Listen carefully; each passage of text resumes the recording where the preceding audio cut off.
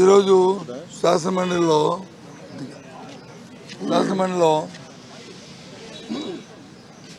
మా సభ్యులు ఎంప్లాయీస్ వాళ్ళ పిఆర్సీ మీద వాళ్ళ ఫిట్మెంటు లేదు వారికి కావాల్సిన బకాయిల మీద గత 16 నెలలుగా ఈ ప్రభుత్వం నిర్లక్ష్య వైఖరికి మా సభ్యుల ప్రశ్నకి సరిగ్గా వారి సమాధానం చెప్పకపోగా నిర్లక్ష్య వైఖరిని వారు వచ్చి ఇచ్చిన సమాధానంలో ఆహారాలని కనిపిస్తాయి. ఎన్నికల ముందు వచ్చి పాపం ఉద్యోగస్తులందరికీ కూడా ఎన్నో ఆస్తులు కల్పించారు, ఎన్నో ప్రలోభాలు పెట్టారు, ఎన్నో వారికి హామీలు ఇచ్చారు. కానీ ఎన్నికల అయిన తర్వాత వారికి వచ్చి వాళ్ళు కనీసం వారితో చర్చించే సమయం కూడా ఇవ్వకుండా వాళ్ళని ఇబ్బంది పెడుతున్న విషయం మా దృష్టికి వచ్చింది. ఉద్యోగ సంఘాలు ఉద్యోగస్తులు కూడా మా సభ్యులందరినీ కూడా కలవడం జరిగింది. ఆ నేపథ్యంలో ఈరోజు మేము దాన్ని శాసనమండలిలో ప్రశ్నిస్తే ప్రభుత్వం వచ్చిన నిర్లక్ష్య వైఖరితో వారు ఇచ్చిన సమాధానానికి సంతృప్తికరంగా లేకపోవడమే కాకుండా, సంతృప్తి అంటే పోనీ చెప్పిన తేదీని కాదు ఇంకా ముందు పెట్టడమే కాదు, అసలు తేదీ ప్రకటించమంటే దాని గురించి ఆలోచన చేయలేదు. పోనీ ఎప్పుడు ఇస్తారు బకాయిలు దాని గురించి చెప్పట్లేదు. పోనీ 15 ఏదైనా దాని ముందు ఒక ఎవరైనా కమిషన్ అపాయింట్ చేయండి అంటే దాని గురించి చెప్పట్లేదు. ఏ విషయం కూడా వాళ్ళకి క్లారిటీ లేకపోవడం వల్ల మరి ఉద్యోగులు చెబుతున్న నిరసనకి మద్దతుగా వాళ్ళు మా ఆందోళన వాళ్ళ బాధను అర్థం చేసుకో వాళ్ళ బాధకి మద్దతుగా మరి మేము ఇవాళ హౌస్ నుంచి వాకౌట్ చేయడం జరిగింది. ఆ నేపథ్యంలో ఇకపోతే రెండో అంశానికి వచ్చినప్పటికీ ఇవాళ ఏదైతే గత కొంతకాలంగా ఎస్సీ వర్గీకరణ మీద మరి ఆందోళన ఉన్నాయో ఇటుపక్క కానీ అటుపక్క కానీ మొదటి నుంచి కూడా మా వైఎస్ఆర్సీ పార్టీ మా జగన్మోహన్ రెడ్డి నాయకత్వంలో మేము ఒక నిర్ణయాన్ని తీసుకున్నాం. ఇది చాలా సున్నితమైన అంశం. దీనివల్ల ఈ అంశాన్ని మనం పరంగా పెట్టుకుని రాజకీయ లబ్ధి కోసం రాజకీయ కోణంలో దీన్ని ఎప్పుడూ చూడడానికి వీల్లేదు. ఏ నిర్ణయం తీసుకున్నప్పటికీ కూడా ఆ నిర్ణయం మళ్ళీ వారు అన్నదమ్ముల్లాగే సోదర భావంతో ఉండాలి, అంతే తప్ప వాళ్ళలో మళ్ళీ దాని సంఘర్షణకి తావివ్వకూడదని ఒక నిర్ణయాన్ని మేము మొదటి నుంచి కూడా తీసుకున్నాం. దాన్ని కట్టుబడే ఇవాళ మరి అత్యున్నత సుప్రీంకోర్టు ఇచ్చిన ఆదేశాల ప్రకారము ఇవాళ తీసుకున్న నిర్ణయాల ప్రకారము దానికి మద్దతు ఇచ్చి సోదరభావంతో మరి ముందుకు వెళ్ళాలని, సోదరభావంతోనే ఉండాలని, ఆ వర్గాల్లో ఎవరు కూడా మరి పర్మిషన్లు రాకుండా కల్మిషన్ లేకుండా ఉండాలని వైఎస్ఆర్సీ పార్టీ కోరుతుంది. ఎందుకు కోరుతున్నా మనకు తెలుసు. ఎప్పుడు కూడా వైఎస్ఆర్సీ పార్టీ జగన్మోహన్ రెడ్డి నాయకత్వంలో ఎస్సీ బీసీ ఎస్టీ మైనారిటీ సమాజంలో మరి సమాజంలో సమాధానం ఉండాలని, డాక్టర్ బాబాసాహెబ్ అంబేద్కర్ తన ఆశయాలతో సిద్ధించే ఉండాలనే ఉద్దేశంతోనే ఆ రోజు నామినేషన్ మొదలు ఇచ్చిన, ఆ రోజు స్థానిక ఎన్నికల్లో నిలబెట్టిన 50% మరి ఈ వర్గాలకు వచ్చి ఇచ్చిన విషయాన్ని కూడా మరి అక్కడ గుర్తు చేశాం. ఆ నేపథ్యంలోనే ఈ రెండు వర్గాలు కూడా కలిసి ఉండాలనేది మేము ఎప్పుడు స్వతభావం తెలాలని మరి కోరుకుంటూ ఆ అంశం మీద కూడా జరిగింది. ఇక మూడో అంశం వచ్చినప్పటికీ ఈ బీఎస్సీ మీటింగ్లో చర్చలు ఏ అంశాలను చర్చించాలన్నప్పుడు మేము సూపర్ సిక్స్ కూడా చర్చిస్తామంటే ప్రభుత్వం వచ్చి కాదు మేమే దాన్ని ప్రతిపాదిస్తాం, మీరే చర్చిస్తామని చెప్పి వారు చెప్పడం జరిగింది. సరే మీరు పెట్టినా మేము పెట్టినా చర్చ జరగాలి, వాస్తవ విషయాలు ప్రజలకు తెలియాలి. ఏమిటో సూపర్ సిక్స్, మీరు సూపర్ హిట్ అంటున్నారు, కానీ సూపర్ సిక్స్ బాబు ఇచ్చిన గ్యారంటీ అది మోసమని మేమంటున్నాం. 16 నెలలు అయింది, ఒక 1000 రూపాయలు పెన్షన్ పెంచి ఇచ్చిన మాట కాకుండా ఒక 3 సిలిండర్కి ఒకటో 60 సిలిండర్ ఇచ్చి మరి ముందుకెళ్తున్న ఈ నేపథ్యంలో ఈ సూపర్ సిటీ కంటే ఇంకా ఉన్నాయి కాబట్టి దాని మీద చర్చకి అవకాశం కావాలని కోరాం. అది చర్చ జరుగుతున్న నేపథ్యంలో వాళ్ళు ఇచ్చిన మేనిఫెస్టోనే మా సభ్యుడు ఏదైతే వాస్తవంగా ఏదైతే ఉందో ఆ వాస్తవాన్ని వాళ్ళ ఎన్నికల ముందు మన ఆనాడు చంద్రబాబు నాయుడు గారు ఆ ఇచ్చిన మేనిఫెస్టోని ఇచ్చి మా సభ్యుడు వచ్చి ఆనాటి ఎమ్మెల్యే చంద్రబాబు నాయుడు గారు అని చెప్తే కుప్పం ఎమ్మెల్యే అని చెప్తే దాన్ని వాళ్ళు కాదు అని వారు చెప్పడం జరిగింది. దాని మీద వాళ్ళు ఆక్షేపం తెలుసు కాదు ఆనాడు అనలేదనే మాటని వాళ్ళు అన్నారు. సరే ఒకవేళ ఆనాడు మా ఎమ్మెల్యే మా సభ్యుడు అనకపోతే స్పీకర్ గారు ఏ రూలింగ్ ఇస్తారు రూలింగ్కి మేము కట్టుబడి ఉంటాం దాన్ని. కానీ సభా సాంప్రదాయాల ప్రకారము అందరూ కూడా గౌరవంగా ఉండాలి, సభ గౌరవాన్ని పెంచాలి, సభలో లేని వ్యక్తుల గురించి సభలను ఏకవచనంతో వాటి మాట్లాడడానికి ఉండకూడదు అని వారు మా నాయకుడి మీద కొన్ని మరి పరుషపాలు నడితే అవి కూడా తొలగించాలని కోరాం. దానికి ఉభయలు అంగీకరించారు. సభా సంప్రదాయ ప్రకారము చైర్మన్ రూలింగ్ని కూడా మరి అందరం కూడా ఆమోదించాం. వారు వచ్చి సమయం కావాలని కోరారు. మేము కూడా సరే రేపటికి వాయిదా వేస్తుంటే వాయిదా వేయడానికి సభ అందరూ కూడా ఆమోదించారు. సభ వచ్చి రేపటికి ఈ అంశాన్ని పోస్ట్పోన్ చేసి వాయిదా వేయడం జరిగిందనే విషయాన్ని మీ ద్వారా తెలియజేస్తాం. అదే చెప్పాము. సభ పెద్దల సభ ఇది. చైర్మన్ గారు చెప్పారు దీన్ని హుందాగా ఉండాలి, సభలో లేని వ్యక్తులను వచ్చి ఏకవచనాలతో కించపరుస్తూ మాట్లాడకూడదు. సభలో ఉన్న సభా నాయకులైనా లేదు ఇంతకుముందు ముఖ్యమంత్రులైనా ఇంతకుముందు చేసిన మంత్రులైనా ఒక సాంప్రదాయ ప్రకారం వారిని భాష వాడాలి. కానీ అది కొద్దిగా గాడి తప్పింది, అది గాడిలో పెడుతున్నామని చైర్మన్ గారు చెప్పారు. అందరూ సభ అంతా కూడా ఏకంగా ఆమోదించింది. ఫ్యూచర్లో ఆ సాంప్రదాయాలు పాటిస్తారని నేనైతే ఆశిస్తున్నాను, జరగాలని కోరుకుంటున్నాను. సార్ మీరు అడిగిన ప్రశ్నకి సమాధానం మీరు తమను అడిగారు కాబట్టి చెప్తున్నాను. ఈ ప్రభుత్వానికి పని చేసే కంటే ఇది పబ్లిసిటీ ఎక్కువ. చంద్రబాబు నాయుడు తాలూకా ఆలోచన ఇప్పుడు కూడా పబ్లిసిటీతో ఇంత చేస్తే అంత అంటారు. వాళ్ళు ఇస్తున్న ఎన్ని ఉద్యోగాలు ఇచ్చారు? 16,000 ఇచ్చారు. నేను 2 సంవత్సరాలు నేను మంత్రిగా ఉన్న నేపథ్యంలో అంతకంటే ఎక్కువ ఉద్యోగాల్ని టీచర్లని పర్మనెంట్ టీచర్లు ఇచ్చాను. కావాల్సిన లెక్కలు చెప్తాం డిస్కషన్ కూడా. సుమారు నాకు సబ్జెక్టు కరెక్షన్ 18 నుంచి 20,000 టీచర్ ఉద్యోగాలు మేము పర్మనెంట్ ఉద్యోగాలు ఇచ్చాం. పెండింగ్లన్నీ కూడా ఏ సంవత్సరం ఇచ్చారో అన్నీ కూడా మీకు లెక్కలు చెప్తాను. కానీ మేము ఎప్పుడు ఇలాంటి ఆర్పాలు పోలే. ఎందుకంటే మాకు వచ్చి పబ్లిసిటీ కాదు మాకు ముఖ్యం. మాకు కావాల్సింది పని, మాకు కావాల్సింది వచ్చి వాళ్ళకి మంచి జరగాలి, మేలు జరగాలి. ఈ ప్రభుత్వానికి వచ్చి ఇంత చేస్తారు, ఘోరం చేస్తారు, కొండంత పబ్లిసిటీ ఇచ్చుకొని ఏదో చేశామని ఉద్ధరించేమంది కాదు. కానీ ప్రతి సంవత్సరం డిఎస్సీ చేస్తున్న నిర్ణయం కూడా మేమే చేస్తాం. ఆ రోజు జీవో గురించి నేను కూడా ప్రకటించాను. ఆ రోజు మిగిలిన 65,000 ఉద్యోగాలు ఇస్తూ ఆ జీవోను కూడా ఇష్యూ చేశాను. ఆ రోజు ప్రతి సంవత్సరం కూడా ఇక్కడ వచ్చే ఖాళీలన్నీ ఏ సంవత్సరం ఆ సంవత్సరమే పూరిస్తామనే విషయాన్ని కూడా నేను రికార్డెడ్గా చెప్పాను కూడా ఆ రోజు. అది కానీ మరి ఏం చేస్తాము, అధికారం ఉంది కదా అని చెప్పి చట్టాన్ని చేతితో తీసుకుని అధికారం చేతితో ఇష్టం వచ్చినట్టుగా వాళ్ళు పబ్లిసిటీ చేసుకుని ప్రజాధనం దుర్యోగం చేస్తున్న ఆ మనుషులకి ఆ భగవంతుడే వాళ్ళకి జ్ఞానోదయం చేయాలి. ఓకేనా?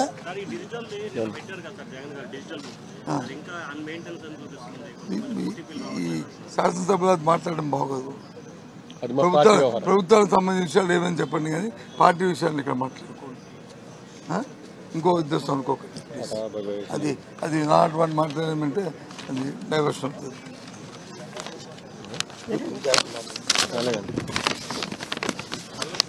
చాలా ఇంపార్టెంట్ విషయం, దయచేసి అందరూ గమనించవలసిందిగా కోరుతున్నాను. ఈ రాష్ట్రంలో గత 30 సంవత్సరాలుగా ఏదైతే డాక్టర్ బాబాసాహెబ్ అంబేద్కర్ గారు మహాత్మా జ్యోతిరావు పూలే గారు, బాబు జగజ్జీవన్ రావు గారు కోరుకున్నటువంటి సామాజిక న్యాయం ఏదైతే డాక్టర్ బాబాసాహెబ్ అంబేద్కర్ గారు ఈ రాజ్యాంగంలో పొందుపరిచినటువంటి రిజర్వేషన్లలో 15% రిజర్వేషన్లే 59 కులాలకి సమానంగా పంపిణీ చేయాలనే ఉద్దేశంతో ఆ రోజు ఈదుమూడ్ అనే గ్రామంలో ప్రారంభించిన ఉద్యమం ఈ రోజుకి ఈ ఆంధ్రప్రదేశ్లో సార్థకమైందని చెప్పేసి మీ అందరికీ తెలియపరుస్తున్నాను. ఎందుకంటే ఎస్సీ కేటగరైజేషన్ బిల్లుని ఈరోజు గౌరవ మంత్రివర్యులు సాంఘిక సంక్షేమ శాఖ మంత్రులు ఈవేళ శాసన మండలిలో ప్రవేశపెట్టి దాన్ని అన్ని పార్టీల అంగీకారంతో ఆ బిల్లుని ఆమోదింపజేయటం ఈవేళ అందరికీ కూడా ధన్యవాదాలు తెలియజేస్తున్నాం. ప్రత్యేకంగా ఒక దుష్ప్రచారం జరిగింది మా వైఎస్ జగన్మోహన్ రెడ్డి గారి మీద. అదేంటంటే ఎస్సీ వర్గీకరణకి జగన్మోహన్ రెడ్డి గారి వ్యతిరేకం, ఎస్సీ వర్గీకరణకి జగన్మోహన్ రెడ్డి గారు ఇప్పుడు కూడా సపోర్ట్ చేయట్లేదని చెప్పేసి ఒక దుష్ప్రచారం జరిగింది.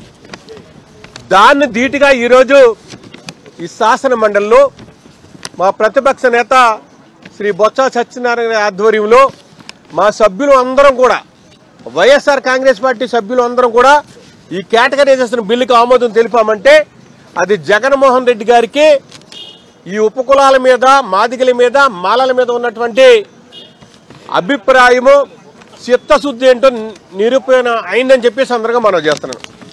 ఎందుకంటే గతంలో జగన్మోహన్ రెడ్డి గారు చెప్పారు, ఏదైతే సుప్రీంకోర్టులో ఉన్న అంశం మన పరిధిలో లేదు, కానీ సుప్రీంకోర్టు ఏ తీర్పు ఇస్తే ఆ తీర్పుకి మనం కట్టుబడి ఉంటామని చెప్పేసి గతంలో కూడా చెప్పడం జరిగింది.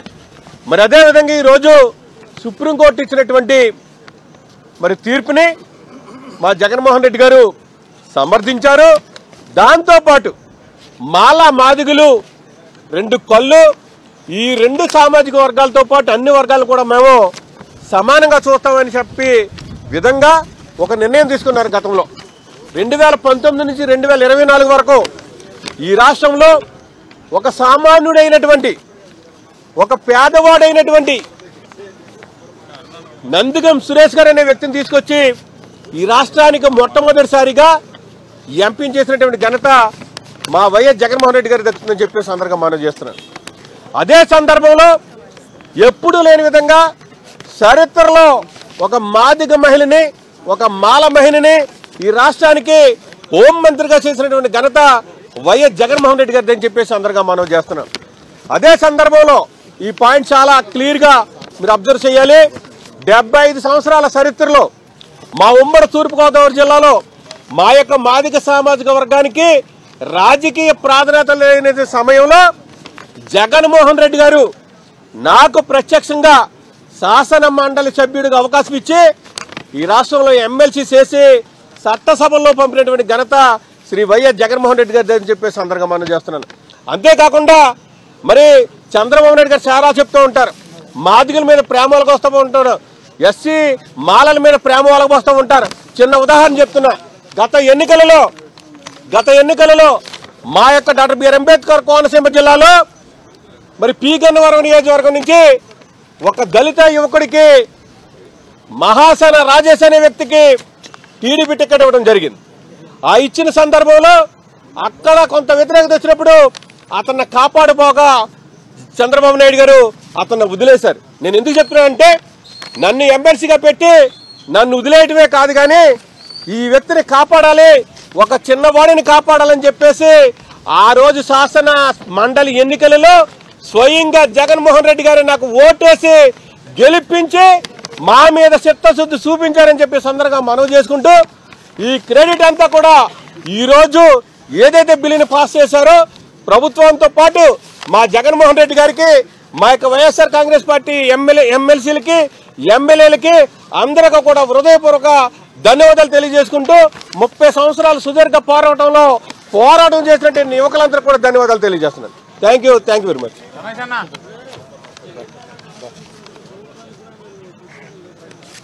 ప్రవేశపెట్టారు కాబట్టి వాళ్ళతో పాటు మేము కూడా అంగీకరించాం కాబట్టి అందరికీ కృతజ్ఞతలు తెలియజేస్తాం.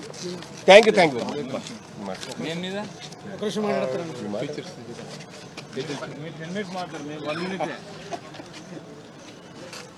సామాజిక న్యాయానికి the true spirit of social జస్టిస్కి తలమానికమైన పార్టీ వైఎస్ఆర్ కాంగ్రెస్ పార్టీ.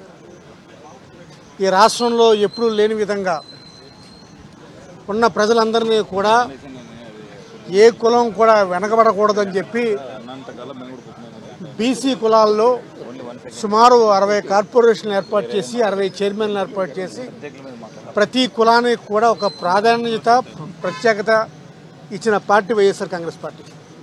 అదేవిధంగా ఎస్సీ కేటగిరీలో కూడా ఎస్సీల్లో 3 ఎస్సీ కార్పొరేషన్ చేసి మాల కార్పొరేషను, మాదిక్ కార్పొరేషను, రెల్లి కార్పొరేషన్గా చేసి ఈ 3 కార్పొరేషన్లకి చైర్మన్లు చేసిన ఘనత వైఎస్ జగన్మోహన్ రెడ్డి గారిది. అదేవిధంగా రాష్ట్ర చరిత్రలో ఎప్పుడూ లేని విధంగా తనకున్న 25 మంది మంత్రుల్లో 5 మంత్రులని ఎస్సీ మంత్రులుగా చేసిన ఘనత వైఎస్ జగన్మోహన్ రెడ్డి గారిది. అదేవిధంగా ఈరోజు ఏదైతే మన అసెంబ్లీ కావచ్చు, శాసన మండలి కావచ్చు, అత్యధిక భాగం ఫలాలు అందుతున్నాయంటే ఎవరైతే సమాజంలో అట్టడుగున వర్గాలు ఉన్నారో ఆ వర్గాలందరినీ కూడా భూతద్దం పట్టుకొని వెతికి వాళ్ళని పైకి తీసుకొచ్చిన పార్టీ ఏదైనా ఉన్నట్టు వైఎస్ఆర్ కాంగ్రెస్ పార్టీ. ఆ క్రమంలో కూడా ఎస్సీ వర్గీకరణ బిల్లు వచ్చినప్పుడు, కేటగరైజేషన్ బిల్లు వచ్చినప్పుడు ఆ బిల్లులో రోస్టర్ సిస్టంలో కొన్ని లోపాలు ఉన్నప్పటికీ కూడా ఒక అడుగు ముందుకు వేద్దామని చెప్పి అడుగు ముందుకేసి నాకు అన్ని కులాలు సమానమే, నేను అన్ని కులాలు నేను సమానంగా చూస్తానని చెప్పి నమ్మిన వ్యక్తి జగన్మోహన్ రెడ్డి గారు. జగన్మోహన్ రెడ్డి గారు నమ్మడమే కాకుండా అన్ని వర్గాల ప్రజలని, అన్ని కమ్యూనిటీస్ని, అన్ని క్యాస్ట్లను కూడా డెవలప్ చేసే పనిగా పెట్టుకొని ఈ వర్గీకరణ బిల్లుకి ఆమోదం తెలిపాం.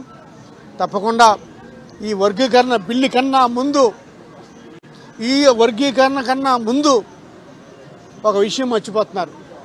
జగన్మోహన్ రెడ్డి గారు పార్లమెంటు మెంబర్గా ఉన్నప్పుడే వర్గీకరణ కోసం లెటర్ రాసిన ఘనత జగన్మోహన్ రెడ్డి గారు. ఒక జగన్మోహన్ రెడ్డి గారే కాదు, జగన్మోహన్ రెడ్డి గారి తండ్రి మా ప్రీతమ నాయకులు రాజశేఖర రెడ్డి గారు కూడా వర్గీకరణ కోసం ఆ రోజు పాటుపడిన వాళ్ళు. సో వర్గీకరణ ఫలాలు, వర్గీకరణ మూలాలు, ఆ బిల్లు తాలూకు అన్నీ కూడా ప్రతిదీ కూడా ఆనాడు వైఎస్ రాజశేఖర రెడ్డి గారిది, ఈరోజు వైఎస్ జగన్మోహన్ రెడ్డి గారిదని తెలియజేస్తున్నాం. తప్పకుండా ఎవరైనా సరే ఏ సామాజిక న్యాయం కోసమైనా సరే ఆ సామాజిక న్యాయాన్ని అందరికీ పంచే విధంగా చేసిన పార్టీ వైఎస్ఆర్ కాంగ్రెస్ పార్టీ అని తెలియజేస్తూ ఈరోజు శాసనమండలిలో ఎస్సీ కేటగరైజేషన్ బిల్లుకి వైఎస్ఆర్ కాంగ్రెస్ పార్టీ కూడా ధన్యవాదాలు తెలుపుతూ మద్దతు ప్రకటించింది. Thank you.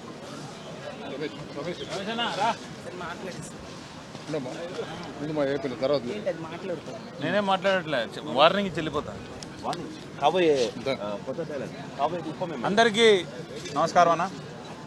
ఈరోజు శాసన మండలిలో సూపర్ 6 అనే అంశం మీద చర్చ జరుగుతున్నప్పుడు ఆ అంశాన్ని గురించి మా సభ్యుడు మాట్లాడుతూ ఆనాటి కుప్పం ఎమ్మెల్యే గారు ఫలానా హామీ ఇచ్చారు, అది చేయలేదు అనేటటువంటి అంశాన్ని మరి అక్కడ ఉండేటటువంటి సభ్యులందరూ కూడా తీవ్రంగా వ్యతిరేకించి ముఖ్యమంత్రి గారిని కుప్పం ఎమ్మెల్యే అని ఎలా అంటావు అని మాట్లాడుతున్నటువంటి తరుణంలో ఆ రికార్డ్స్ అన్ని పరిశీలించడం జరిగింది.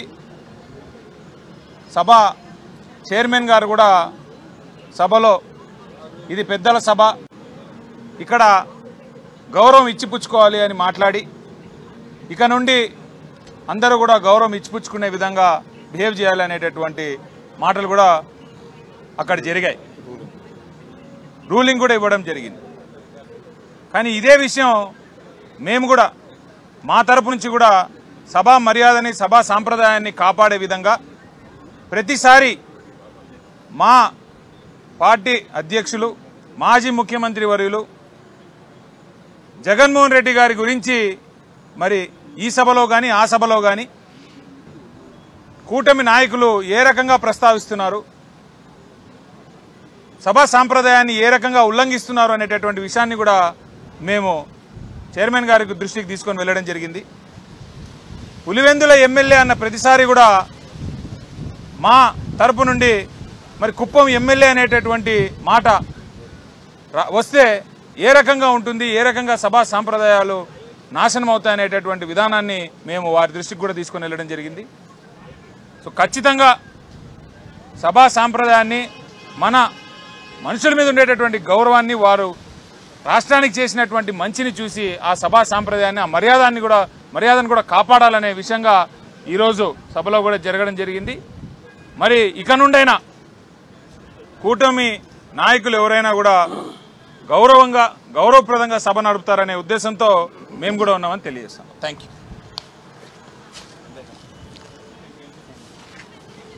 ఇవాళ శాసనమండలిలో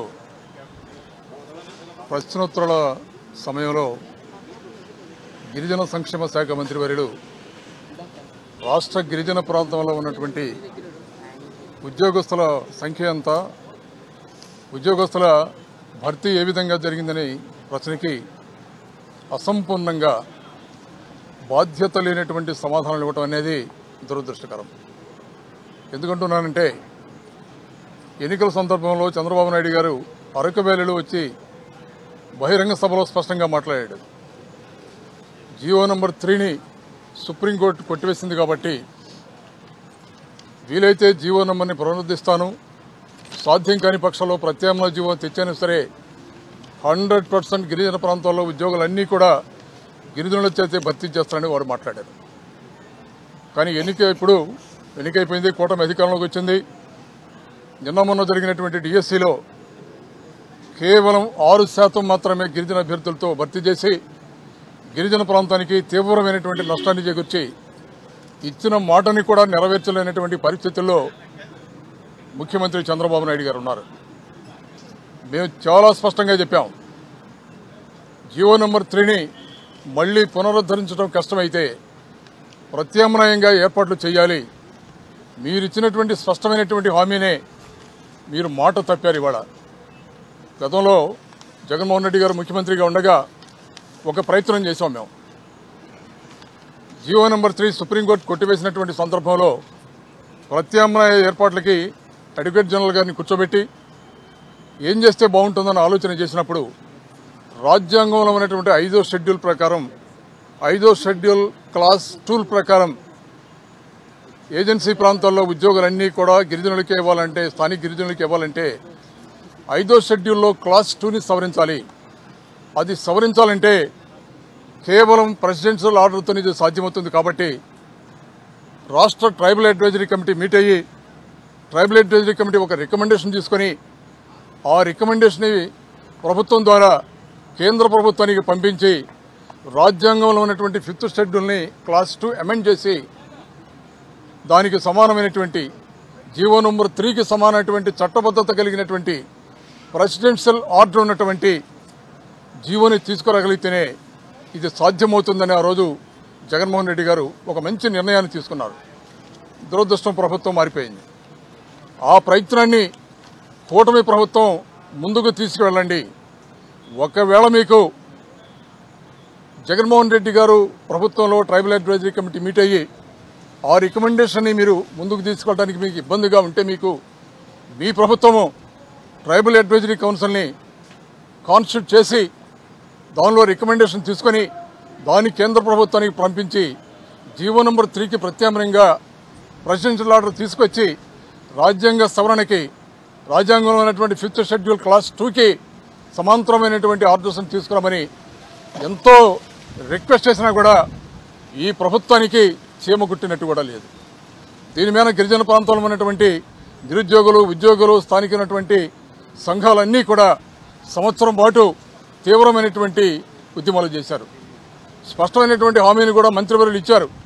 అయినా కూడా నిమ్మకు నీరెత్తినట్టు మీరు ఇచ్చినటువంటి మాటను కూడా పక్కన పడేసి ఇవాళ డిఎస్సిలో అన్ని ఉద్యోగాలు కూడా గిరిజన ప్రాంతంలో ఉన్నటువంటి గిరిజనులకు సంబంధించినటువంటి దాదాపు 450 ఉద్యోగాలను కూడా గిరిజనేతలతో ఇవాళ మీరు ఫిలప్ చేశారు. ఇవాళ మీరు గిరిజన ప్రాంతానికి తీవ్రమైనటువంటి అన్యాయం జరిగింది. ఇవాళ మీరు ఇచ్చినటువంటి మాటను కూడా నిలబెట్టుకోలేనటువంటి పరిస్థితుల్లో ఇవాళ ఈ ముఖ్యమంత్రి కూటమి ప్రభుత్వం ఉంది ఇవాళ. కాబట్టి ఇవాళ మేము డిమాండ్ చేస్తున్నాం, ఏదైతే మీరు మాట ఇచ్చారో స్పెషల్ డిఎస్సి పెట్టైనా సరే గిరిజన ప్రాంతాల్లో ఉన్నటువంటి ఉద్యోగాలన్నీ కూడా గిరిజనులకే చెందాలా, 450 మందికి ఉద్యోగ అవకాశాలు కల్పించాలా, ఏదైనా ప్రత్యామ్నాయ ఏర్పాట్లు చేసినా సరే ఆ ఉద్యోగాలన్నీ గిరిజన ప్రాంతంలో ఉన్నటువంటి ఉద్యోగాలన్నీ కూడా స్థానిక గిరిజనులకే చెందాలా. ప్రభుత్వం వీలైనంత త్వరగా చర్యలు తీసుకోవాలని ప్రభుత్వాన్ని డిమాండ్ చేస్తున్నాం. Thank you.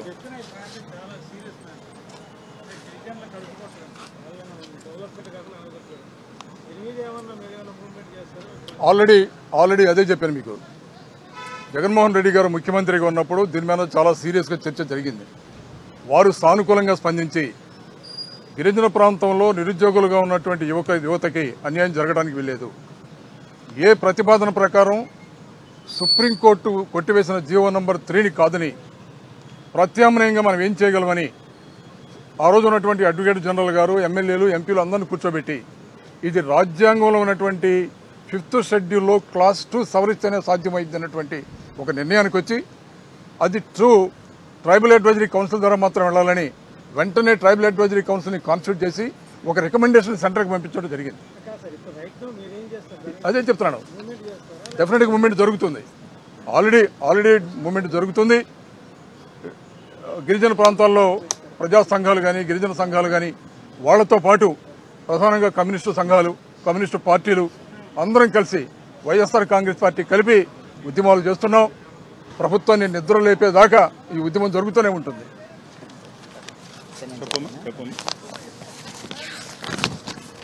అందరికీ నమస్కారం. ఈరోజు మా మండలిలో ఒక ప్రశ్న వేయడం జరిగింది. ఈ కూటమి ప్రభుత్వం అధికారంలోకి వచ్చాక ఈ 15 నెలల్లో డీబీటీ ద్వారా ఎంత అమౌంట్ ప్రజల అకౌంట్లో వేశారు, అలాగే గత 5 ఏళ్ళు జగన్మోహన్ రెడ్డి గారు ఎంత అమౌంట్ ప్రజల అకౌంట్లో వేయడం జరిగింది డీబీటీ ద్వారా అనేసి. కానీ ఎంత ఘోరం అంటే ప్రభుత్వం దీనికి ఆన్సర్ చెప్పలేదు. ఎందుకంటే వాళ్ళకి తెలుసు జగన్మోహన్ రెడ్డి గారు డీబీటీ ద్వారా 2,73,000 కోట్ల రూపాయలు బీపీఎల్ దిగువన ఉన్న వాళ్ళకి వేయడం జరిగింది. వీళ్ళైతే వాళ్ళు ఇచ్చిన ఏ ఒక్క హామీ కూడా సరిగ్గా అమలు చేయలేదు అనే విషయం వాళ్ళకి తెలుసు. కాబట్టి ఈ విధంగా దీనికి ఆన్సర్ కూడా చెప్పని దారుణమైన పరిస్థితులు ఈరోజు ఈ ప్రభుత్వం ఉంది. అసలు ఈ డీబీటీ పథకాలు అనేవి పేదరిక నిర్మూలన కోసం ఆ రోజు జగన్మోహన్ రెడ్డి గారు పెట్టడం జరిగింది. ఈ పథకాల ద్వారా ప్రజల జీవన ప్రమాణాలు పెరుగుతాయి, వాళ్ళు ఆర్థిక స్థితిగతులు మెరుగుపరచడం కోసం ప్రభుత్వం ఈ పథకాల ద్వారా వాళ్ళ అకౌంట్లో డబ్బులు వేయడం జరుగుతూ ఉంది. జగనన్న 5 ఏళ్ళలో తీసుకుంటే ఈ డీబీటీ పథకాల ద్వారా 2,73,000 కోట్ల రూపాయలను ప్రజల అకౌంట్లో వేయడమే కాకుండా ఒక్క రూపాయి కూడా అవినీతి లేకుండా నేరుగా లబ్ధిదారుల అకౌంట్లో వేయడం మనందరము చూసాము. నిజంగా ఎంత చక్కగా, ఎంత ట్రాన్స్పరెన్సీతో ప్రజలకు, ముఖ్యంగా లబ్ధిదారులకు అమౌంట్స్ ప్రభుత్వం నుంచి అందడం అనేది అది జగన్మోహన్ రెడ్డి గారి ప్రభుత్వంలోనే సాధ్యమైంది. అలాగే తీసుకుంటే ఈ డీబీటీ పథకాల ద్వారా విద్య, వైద్యం, ఉపాధి అవకాశాలు పేదలకు అందడానికి ఎంతగానో ఉపయోగపడతాయి. తీసుకుంటే ఈరోజు కూటమి ప్రభుత్వం అధికారంలోకి రాకముందు ఎన్నికల సమయంలో చంద్రబాబు నాయుడు గారు అలాగే పవన్ కళ్యాణ్ గారు గతంలో జగనన్న ఇచ్చిన పథకాల కంటే ఎక్కువ ఇస్తానని, జగనన్న చేసిన మేలు కంటే ఎక్కువ చేస్తానని మహిళల్ని, నిరుద్యోగుల్ని, ఉద్యోగుల్ని, వృద్ధులని, అన్ని వర్గాల ప్రజలను కూడా మభ్య పెట్టడం జరిగింది. ఎన్నికలు అయ్యాయి. ఎన్నికలు అయ్యాక కూటమి ప్రభుత్వం అధికారంలోకి వచ్చింది. అధికారంలోకి వచ్చాక ఏ ఒక్క హామీ కూడా ఈరోజు అమలు చేయని పరిస్థితి. వాళ్ళని నమ్మి ఓట్లేసిన ప్రజలు ఈరోజు ఎంతగానో బాధపడుతూ ఉండే పరిస్థితి. కొండ నాలుగు మందేస్తే ఉన్న నాలుగు ఊడిపోయింది అనేసి ఈరోజు కూటమికి ఓట్లేసిన ప్రజలు బాధపడుతూ ఉండే పరిస్థితి చూస్తూ ఉన్నాము. ఈరోజు తీసుకుంటే ఈ 15 నెలల్లో ఎన్నికల సమయంలో ఇచ్చిన ఏ ఒక్క హామీ కూడా సరిగ్గా అమలు చేయలేదు. ఆడబిడ్డనిది ముఖ్యంగా 19 సంవత్సరాల నుంచి 59 సంవత్సరాల మధ్య ఉన్న మహిళలకి నెలకి 1,500 చొప్పున, సంవత్సరానికి 18,000 ఇస్తానని చెప్పి 15 నెలలైనా కూడా ఇవ్వకుండా నెట్ట నిలువుగా మోసం చేసిన పరిస్థితి. ఎప్పుడు ఇస్తారో కూడా చెప్పకుండా ప్రజల్ని ఈరోజు ఎదురు చూసేట్టుగా చేస్తూ ఉండే పరిస్థితి మనం చూస్తూ ఉన్నాము. అలాగే నిరుద్యోగులకి నెలకి 3,000 చొప్పున ఇస్తానని చెప్పారు. 20 లక్షల ఉద్యోగాలు ఇస్తాను లేదా 3,000 రూపాయలు నిరుద్యోగ భృతి ఇస్తానని చెప్పారు. 15 నెలలైనా ఒక్క నిరుద్యోగి కూడా ఇవ్వకుండా ఈరోజు ఎంత దారుణంగా మోసం చేశారో మనం అర్థం చేసుకోవచ్చు. అలాగే ఈ 15 నెలల్లో వృద్ధులకు ఒక కొత్త పెన్షన్ కూడా ఇవ్వని పరిస్థితి మనం చూస్తూ ఉన్నాము. అలాగే 50 ఏళ్ళు పైబడిన బీసీ, ఎస్సీ, ఎస్టీ మైనారిటీలకి 4,000 రూపాయలు పెన్షన్ ఇస్తానని చెప్పారు. కానీ అది కూడా ఈ రోజుకి కూడా ఇవ్వని పరిస్థితి మనం చూస్తూ ఉండే పరిస్థితి. అలాగే తీసుకుంటే తల్లికి వందనం పథకంలో మొదటి ఏడాది వీళ్ళు ఎగ్గొట్టమే కాకుండా రెండవ ఏడాదిలో కేవలం 13,000 ఇచ్చి 2,000 రూపాయలు ఎగనామం పెట్టిన పరిస్థితి చూసాము. వీళ్ళు ఇచ్చింది 13,000 అయితే ఎగనామం పెట్టింది 17,000 రూపాయలు. అంత దారుణంగా తల్లికి వందనంలో పిల్లలకి మోసం చేసిన పరిస్థితి మనం చూసాము. అలాగే తీసుకుంటే రాష్ట్రంలో డిగ్రీ, పాలిటెక్నిక్, పీజీ, ఇంజనీరింగ్ చదువుతున్న విద్యార్థులంతా ఈ కూటమి ప్రభుత్వం అధికారంలోకి వచ్చాక తీవ్రంగా బాధపడుతూ ఉన్నారు. ఈరోజు ఫీజుల బకాయిలు 6,400 కోట్లు ఉన్నాయి. వాటన్నిటిని కూడా ఈరోజు పెండింగ్లో పెట్టడం వలన డిగ్రీ కాలేజీలన్నీ కూడా ఈరోజు బంద్కు దిగే పరిస్థితి మనం చూస్తూ ఉన్నాము.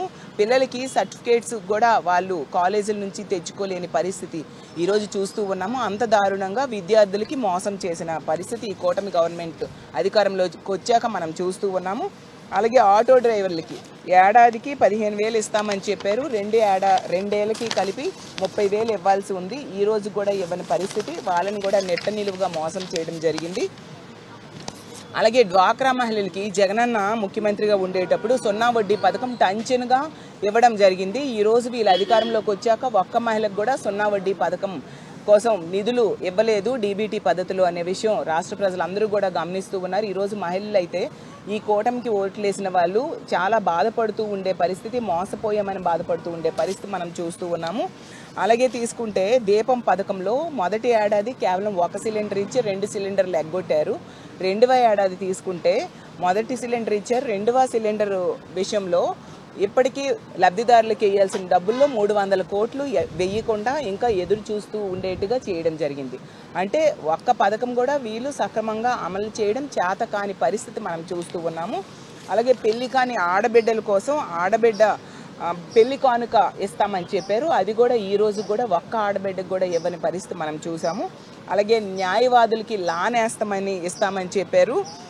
ఆ పథకం కింద 10,000 రూపాయలు ఏడాదికి ఇస్తామని చెప్పారు. ఇప్పటి వరకు ఒక్కరికి కూడా ఇవ్వని పరిస్థితి. ఈ విధంగా ఈ కూటమిలో ఉన్న వాళ్ళకి నమ్మి ఓట్లు వేసిన వాళ్ళందరికీ కూడా 15 నెలలైనా ఏ ఒక్క పథకం కూడా సక్రమంగా అమలు చేయక నెట్ట నిలువుగా మోసం చేశారు. ఖచ్చితంగా ప్రజలు తగిన సమయంలో వీళ్ళకి బుద్ధి చెప్పడానికి సిద్ధంగా ఉన్నారు. ఎప్పటికైనా ఈ ప్రభుత్వం బుద్ధి తెచ్చుకొని ఇచ్చిన హామీలన్నీ కూడా అమలయ్యేట్టుగా నెరవేర్చేట్టుగా చేయాలని కోరుకుంటున్నాను. అందరికీ నమస్కారములు. ముఖ్యంగా ఉద్యోగస్తులకు సంబంధించి తర్వాత విద్యార్థులకు సంబంధించి కొన్ని అంశాలను ప్రభుత్వ దృష్టికి తీసుకొచ్చిన ప్రశ్నల ద్వారా ఏమాత్రము ప్రభుత్వం స్పందించడం లేదు. ప్రశ్నలు అయితే వింటున్నారు కానీ సరైన సమాధానాలు కూడా వాళ్ళు ఇవ్వడం లేదు. ఈరోజు ఎలక్షన్ సమయంలో గత 15 నెలల క్రితం కూటమి ప్రభుత్వం అంతా ఉద్యోగస్తులందరికీ కొత్త పిఆర్సీ వేస్తామన్నారు, 4 డిఏలు ఇస్తామన్నారు, తర్వాత ఐఆర్ ఇస్తామన్నారు, పోలీసు వాళ్ళకు డిఏలు ఇస్తామన్నారు. ఈ విధంగా అందరికి కూడా అన్ని విధాలా మేము వచ్చిన వెంటనే మీకు మేలు చేస్తామని తెలియజేయడం జరిగింది. వాళ్ళు ఎప్పుడు ఇస్తారా కొత్త ప్రభుత్వం కొంత సమయం ఇస్తాము అనేటటువంటి కొంత సమయం ఇస్తామనేటటువంటి సంకల్పంతో ఈరోజు ఉద్యోగస్తులంతా కూడా ఉన్నారు. కానీ వాళ్ళు ఇప్పటికే రోడ్ల మీదకి వచ్చేదానికి సిద్ధమవుతున్నారు. వాళ్ళకి రావాల్సిన డిఏలు, బకాయిలు ఇవన్నీ కూడా ప్రభుత్వాన్ని వెంటనే చెల్లించాలని కూడా మేము తెలియజేస్తున్నాం. అదేవిధంగా ఈరోజు ఫీజు రియంబర్స్మెంట్ తీసుకుంటే ఈ ప్రభుత్వం వచ్చిన నుంచి ఫీజు రియంబర్స్మెంట్ ఊసే ఎత్తడం లేదు. ఈరోజు డిగ్రీ కాలేజీలు కావచ్చు, లేకపోతే ఇంజనీరింగ్ కాలేజీలు కావచ్చు, అక్కడ చదివేటటువంటి పిల్లలు ఫీజులు కట్టకపోతే ఆ కాలేజీ యాజమాన్యాలంతా కూడా బయటికి పంపించేటటువంటి పరిస్థితి ఈరోజు దాపురించింది. ఈరోజు ముఖ్యంగా 22వ తారీఖు నుంచి 27వ తారీఖు వరకు కూడా రాష్ట్రంలో ఉండేటటువంటి అన్ని డిగ్రీ కాలేజీలు కూడా బంద్ చేస్తున్నాయి. ఈరోజు ఎవరు కూడా స్కూల్కి పోలేదు, ఎందుకంటే కాలేజీలకు పోవడం లేదు. ఎందుకంటే ఫీజు రియంబర్స్మెంట్ వాళ్ళకి రాలేదు కాబట్టి, కాలేజీలు నడపలేని స్థితిలో ఉన్నాం కాబట్టి వాళ్ళంతా కూడా ఈరోజు కాలేజీలు ముయ్యాల్సినటువంటి పరిస్థితి ఏర్పడింది. అదేవిధంగా ఇంతకుముందు టీడీపీ ప్రభుత్వంలోనే ఈ బాస్ అంటే బెస్ట్ అవైలబుల్ స్కూల్ పథకం ఒకటి ప్రవేశపెట్టింది. ఎస్టీ ఎస్సీ పిల్లలకు, వెనుకబడినటువంటి పిల్లలకు వాళ్లకు ఫీజు రీయింబర్స్మెంట్ ఇచ్చేసి ప్రతి పాఠశాలలో కూడా 10 మందిని 20 మందిని ఈ విధంగా చేర్చడం జరిగిందన్నమాట. ఆ బాస్ పథకము తెలుగుదేశం హయాంలో ఏర్పడిస్తే ఇంతవరకు పిల్లలకు చదువు చెప్పినటువంటి వాళ్ళకు కూడా ఆ పాఠశాలకు కూడా ఇంతవరకు ఫీజు రీయింబర్స్మెంట్ రాలేదు. దాదాపు చిన్న చిన్న పాఠశాలలు, బడ్జెట్ పాఠశాలన్నిటికీ ఈరోజు 70 కోట్ల బకాయిలన్నీ కూడా ఉండిపోయినాయి అన్నమాట. వెంటనే ప్రభుత్వాన్ని మేము కోరుకునేది ఏమిటంటే ఈ ఫీజు రీయింబర్స్మెంట్ కావచ్చు, ఉద్యోగస్తులకు ఇవ్వాల్సిన ఈ బకాయి డిఏలు కావచ్చు, అన్నీ కూడా తర్వాత ఈ బాస్ నిధులు కావచ్చు, ఇవన్నీ వెంటనే విడుదల చేసి అందరినీ ఆదుకోవాలని, లేకపోతే అందరూ కూడా రోడ్ల మీదకి వచ్చేదానికి సిద్ధంగా ఉండాలని మీకు తెలియజేస్తూ సెలవు తీసుకుంటాం.